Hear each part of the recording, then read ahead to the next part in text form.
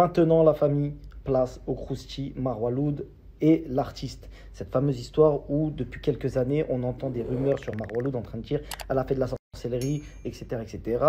Youssef, et qui est l'artiste qui ne dément pas et qui apparemment, vu qu'il dit rien, bah, il pense aussi que c'est ça. Il y a eu l'agression de l'artiste où tout le monde, y compris moi, ont pensé et ont dit clairement ouais, c'est Marwa Loud, elle a envoyé une équipe à l'artiste, etc. Ce soir, vous avez la vérité. Je vais vous expliquer quelque chose. Comme l'a dit Marwa Loud dans son snap, il y a des gens qui sont venus spécialement pour me montrer ses preuves. Parce que, comme l'a dit l'artiste dans l'interview que je vous avais postée il y a quelques jours, c'est quelque chose où il y a beaucoup d'argent, il y a beaucoup d'histoires, etc. Et c'est un peu compliqué de vous expliquer, mais je vais essayer de faire de mon mieux pour vous faire un synopsis de tout ça, que vous compreniez bien qui a fait quoi. Alors, chronologiquement parlant, c'est l'histoire de la sorcellerie, pour que vous compreniez bien, c'est l'histoire de la sorcellerie qui a déclenché la pseudo-agression de l'artiste. Je dis pseudo-agression, vous allez comprendre pourquoi. Mais c'est cette histoire de sorcellerie qui est à la base de tout. Pour vous contextualiser les choses, Youssef, et qui est l'artiste, est en plein buzz, il casse tout, d'accord? Il fait que des tubes, c'est une machine à tubes, ça c'est incontestable, il est en plein buzz, etc. Il arrive à attraper Marwa, qui arrive et qui est managé par l'équipe de l'artiste, donc Purple Money, le manager, le producteur, le ceci, le cela, tout le monde, toute l'équipe, c'est une équipe, hein, c'est pas une seule personne, c'est plusieurs personnes. Et en fait, ils prennent en charge Marwa Loud et ils la font péter. Ça veut dire qu'elle commence à faire des tubes elle aussi, etc. Et elle commence à bien monter. Sauf qu'arrivé à un moment, quand elle commence à bien monter, en fait, ça touche un petit peu l'artiste qui se sent un peu délaissé par sa propre équipe.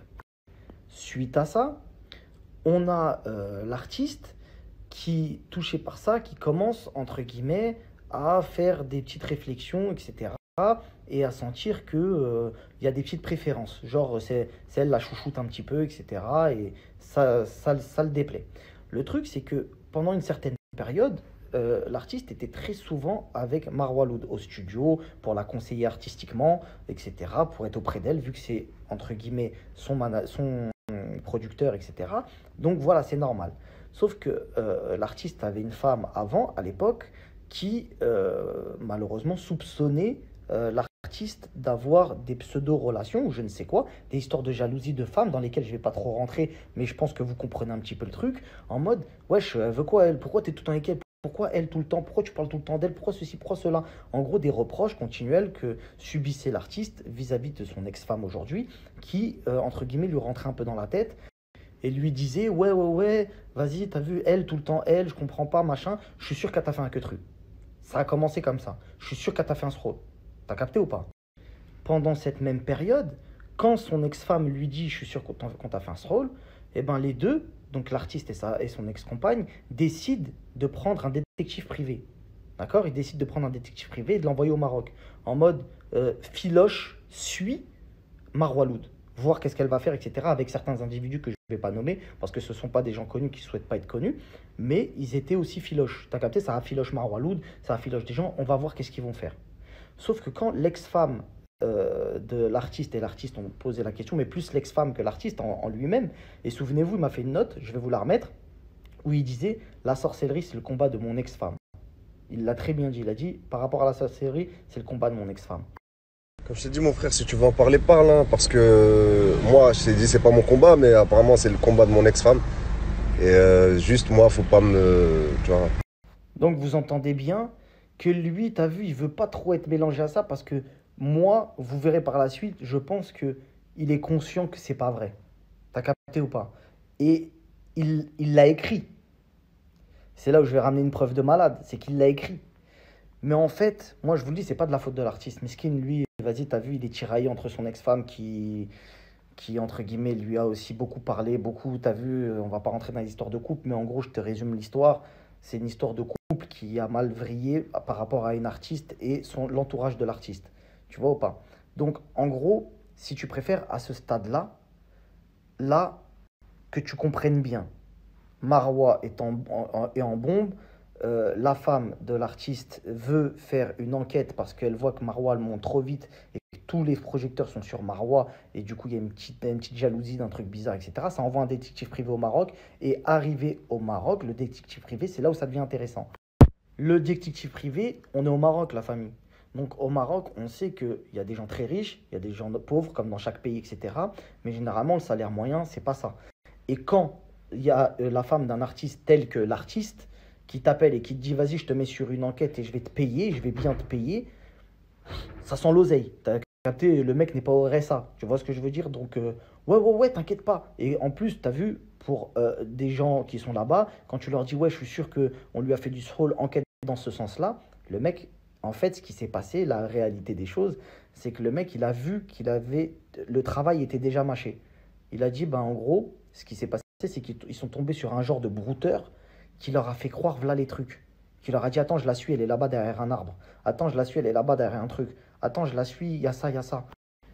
Et son ex-femme, elle commençait à envoyer des mandats et des mandats et des mandats. Elle payait en fait. Elle payait parce que lui, il arrivait à la faire tenir en haleine. Tu vois ce que je veux dire? Le mec roule pas sur l'or. Donc il a commencé à lui demander des quichetas. Tu vois, vas-y, paye ça, paye ça, paye ça, paye ça. Et elle payait, miskina, parce qu'elle était persuadée que le mec ne mentait pas. Parce qu'elle, ça a appuyé ses idées. Donc le mec ne lui a jamais ramené de preuves. Et au bout d'un moment, quand elle a voulu arrêter de payer, parce qu'elle s'est dit, ouais, tu me dis qu'elle fait de la sorcellerie, mais en fait, elle est où la vraie preuve? Il a commencé à ramener les fameuses notes vocales du sorcier soi-disant, qui doit être un plombier, un mec qui répare des moteurs de Renault 19, qui est venu, qui a dit, ouais, je suis sorcier, il y a deux meufs qui sont venues, etc. Il n'y a aucune note de Marwa, il n'y a aucun truc, etc. Et pour l'instant, à ce stade-là, eux, l'artiste et son ex-femme, sont persuadés que Marwa fait de la sorcellerie. Et ce qui va déclencher au sein de Purple Money une ambiance très bizarre. Donc, eux, ils se disent dans leur tête, eux, ils m'ont fait de la sorcellerie. Il n'y a pas que Marwa dans l'histoire, hein, il y a d'autres personnes. Et vous allez comprendre. Donc, lui, il se dit quoi? Ah, Marwa et telle personne, ils me font de la sorcellerie. Ah ouais, c'est comme ça et tout. Ah ouais, mais ils disent pas aux concernés. Tu vois, eux, ils ont envoyé leur enquêteur, Mytho, qui leur a pris des thunes. Et eux, ils se disent dans leur tête, on n'a pas de preuves, mais on les a pétés. Et avec la note vocale du fameux sorcier, etc., ils sont persuadés que Marwa et un autre individu leur ont fait de la sorcellerie. Sauf que ce qui se passe, c'est que l'artiste, à un moment, et c'est là où le truc va vraiment, vous allez comprendre, parce que c'est lui qui a écrit, donc il y a des preuves, c'est là où en fait l'artiste se dit, eh vas-y, t'as vu, je veux m'écarter de ces gens-là. Donc, à un moment donné, il va mal parler à un mec de son équipe. Je vous mets tout de suite la capture écran de ce que l'artiste a dit à son soi-disant pote qu'il soupçonnait de sorcellerie et que le mec ne savait pas, tu vois, et il lui a mal parlé. Regardez l'échange qu'il y a eu entre les deux.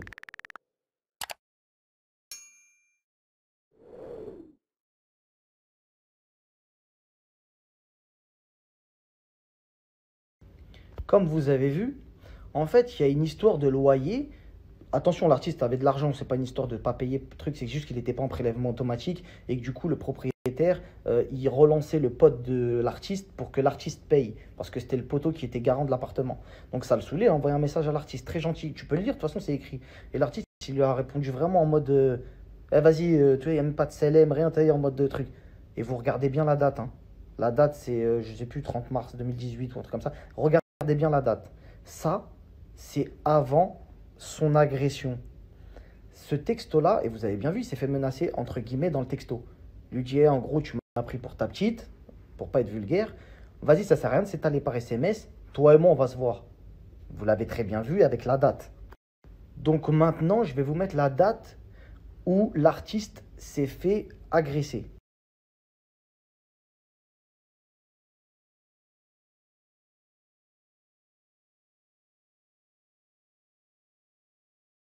C'est ni plus ni moins que la personne que vous venez de voir par SMS qui est partie avec 4 personnes. Ils sont arrivés en voiture. L'artiste était lui aussi avec 3 amis. Donc 3 amis plus l'artiste, ça fait 4. Et ce sont des gens qui se connaissent. C'est pas une équipe contre une autre. Non, non, non, non, non. C'est des gens du même label. C'est des gens, c'est la même équipe en fait, tout ça. Quand l'artiste avait des problèmes, il appelait ces gens-là. Je sais pas si tu captes. C'est tous la même équipe. Et quand les 4 sont arrivés, ils ne sont pas venus pour mêler l'artiste. Ils sont venus parce que l'autre, il l'avait entre guillemets menacé. Il y avait le garde du corps de l'artiste, il y avait des gens, témoins, etc. La personne concernée qui s'est fait mal parler par l'artiste a pris l'artiste. Il a fait ce qu'il avait à faire. Et voilà, on connaît la suite. Agression, entre guillemets. Et tout le monde est parti chez soi, chez lui, tout le monde est rentré chez lui. Et fin de l'histoire. Donc, il n'y a pas 40 000 personnes qui l'ont tapé. C'est une personne qui s'est battue avec lui, qui a fait ce qu'il avait à faire par rapport à des menaces antérieures, parce que Youssef avait mal parlé. Et vous pouvez me dire, ah ouais, putain, j'aimerais trop, mais ça, j'ai l'impression que c'est faux. Bah, moi aussi, c'est ce que je me suis dit, sauf que j'ai vu les échanges de messages. Et j'ai vu que donc l'artiste, après cette soi-disant agression, donc cette bagarre, donc pas une agression, un combat, voilà, t'as perdu, et un échange de textos, donc vous avez les dates, texto antérieur, je me fais menacer, date de l'agression sur Internet, personne ne peut mentir, et ensuite là, je vais vous mettre un échange où il dit clairement, écoute, ouais, c'est vrai, t'as fait ce que t'avais à faire, désolé, en vrai de vrai, je sais pas pourquoi j'ai cru à ça, le détective a menti. Écoutez la dinguerie, la famille. Le détective a raconté que du mytho, mais le mal est fait, c'est trop tard. Je vous mets tout de suite l'échange.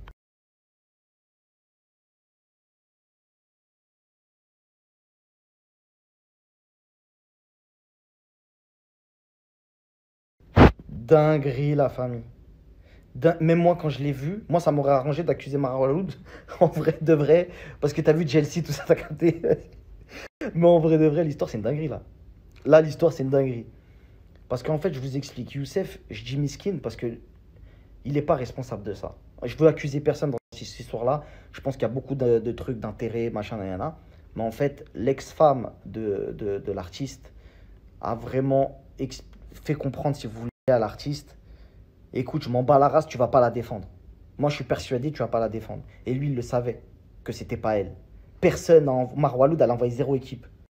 Et Marwaloud, son tort, c'est de ne pas avoir parlé pour protéger l'artiste, indirectement. Même si c'est plus son poteau.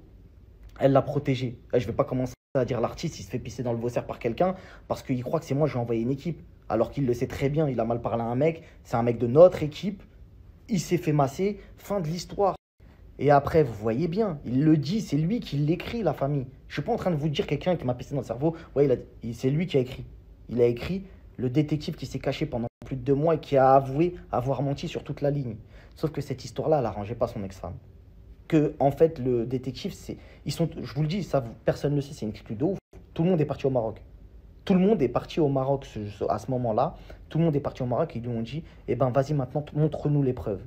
Et comme il n'y avait pas de preuves, eh ben, son ex-femme, elle a porté plainte quand même pour avoir une preuve. Mais une plainte, c'est pas une preuve. Quand tu arrives et que tu dis à quelqu'un, ouais, je porte plainte contre toi pour ça, ça peut être des fausses accusations, diffamation.